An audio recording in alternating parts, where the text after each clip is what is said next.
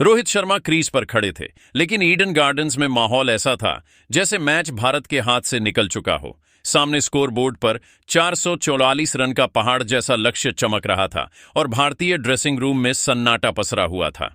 भारत और न्यूजीलैंड के बीच पहला वनडे मुकाबला अपने सबसे मुश्किल दौर में पहुंच चुका था, क्योंकि शुरुआती झटकों ने टीम इंडिया की उम्मीदों को हिला दिया था। यशस्वी जायसवाल जल्दी पवेलियन लौट चुके थे। विराट कोहली का विकेट भी 15 रन से पहले गिर गया और कप्तान शुभमन गिल भी टिक नहीं पाए।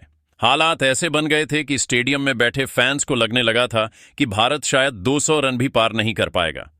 हर विकेट के साथ दबाव बढ़ता जा रहा था और रोहित शर्मा पर पूरी टीम की जिम्मेदारी आ चुकी थी।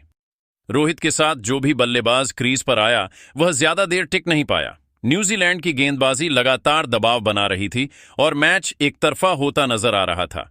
लेकिन इसी मुश्किल घड़ी में रोहित शर्मा ने हार मानने से इनकार कर दिया। उन्होंने रन नहीं बल्कि उम्मीदें जोड़नी शुरू की।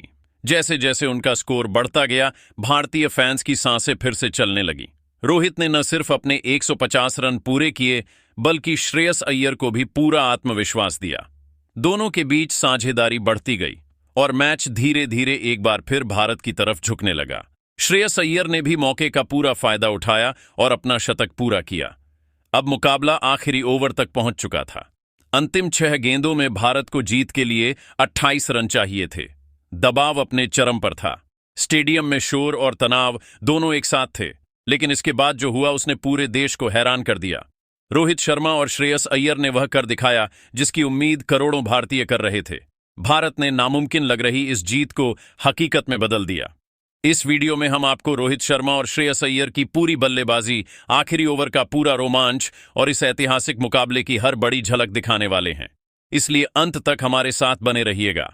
लेकिन उससे पहले अगर आप भी रोहित शर्मा और श्रेयस अय्यर के फैन हैं तो वीडियो को लाइक कीजिए और कमेंट में जरूर बताइए कि आपके अनुसार रोहित शर्मा, श्रेयस अय्यर और विराट कोहली में से महान बल्लेबाज कौन है। अब चलिए बिना समय गवाए सीधे इस मुकाबले की पूरी शुरू करते हैं।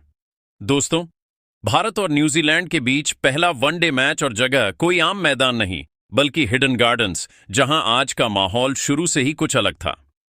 स्टेडियम भरा हुआ, चारों तरफ नीली जर्सी और उम्मीदों का शोर। टॉस के लिए जब सिक्का उछला और भारत ने टॉस जीतकर पहले गेंदबाजी का फैसला किया तो लगा कि कप्तान शुभमन गिल न्यूजीलैंड की बैटिंग को जल्दी दबाव में लाना चाहते हैं। लेकिन शायद किसी को यह अंदाजा नहीं था कि सामने जो तूफान आने वाला है वो इतिहास हिला देगा। न्यूजीलैंड की पारी शुरू हुई और शुरुआत में ही डेवोन कोवे और विल यंग ने इरादा साफ कर दिया। जहां मोहम्मद सिराज और अर्शदीप सिंह ने स्विंग से परेशान करने की कोशिश की, लेकिन विल यंग आज बिल्कुल अलग ही लेवल पर दिख रहे थे। ड्राइव, पुल, कट, हर शॉट में क्लास भी थी और ताकत भी। पावर प्ले के खत्म होते होते स्कोर 80 के पार जा चुका था और भारतीय खेमे में हल्की बेचैनी साफ दिखने लगी। जैसे जैसे ओवर बढ़ते गए, विल यंग और डेरिल मिचेल ने मिलकर मैदान को अपना बना लिया।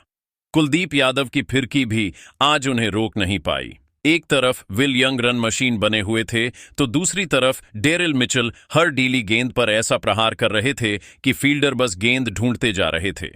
विल यंग ने शतक पूरा किया, लेकिन यहीं नहीं रुके। उन्होंने रन बनाना नहीं, तबाही मचाना शुरू कर दिया। मिडिल ओवर्स में माइकल ब्रेसवेल और ग्लेन फिलिप्स ने भी हाथ खोल दिए। भारतीय फील्डिंग भी दबाव में बिखरती नजर आई। आसान सी बॉलें चौके में बदल रही थीं, थ्रो मिस हो रहे थे और हर छोटी गलती न्यूजीलैंड के स्कोर को और ऊपर लेकर जा रही थी। डेरिल मिचेल ने जब 68 रन पूरे किए तो पूरा स्टेडियम जानता था कि अगली बाउंड्री उनका शतक पूरा कर देगी, लेकिन उससे पहले ही वो आउट हो गए।